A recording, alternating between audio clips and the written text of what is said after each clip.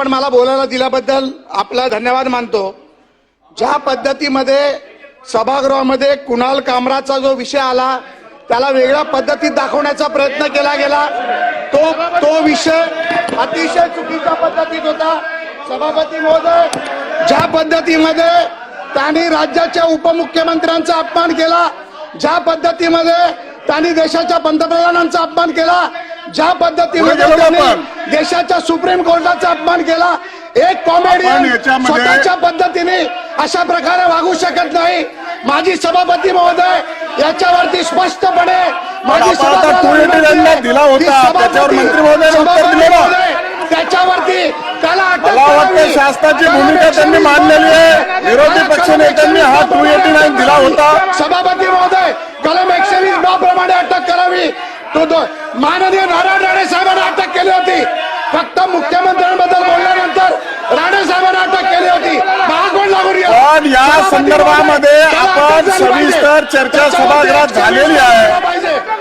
मला वाटतं सभागृहामध्ये या संदर्भामध्ये सविस्तर चर्चा झाली आहे।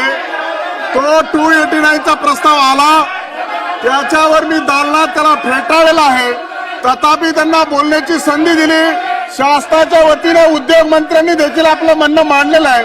मला वाटतं प्रसाद लाड या संदर्भात कणकूड करा, 2 मिनिटांमध्ये कणकूड करा। ऑलरेडी हा प्रस्ताव झालेला आहे, बोला। सभापती महोदय, ज्या पद्धतीमध्ये त्यांनी अपमान केला त्या अपमानाचा बदला घेतलाच गेला पाहिजे।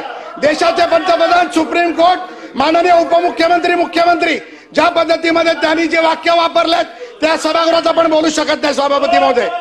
त्यामुळे माझी मागणी आहे, ज्या पद्धतीमध्ये राणे साहेब फक्त बोलले की मी असतो तर केलं असतं, माझ्या समोर राणे साहेबांना अटक केली आहे।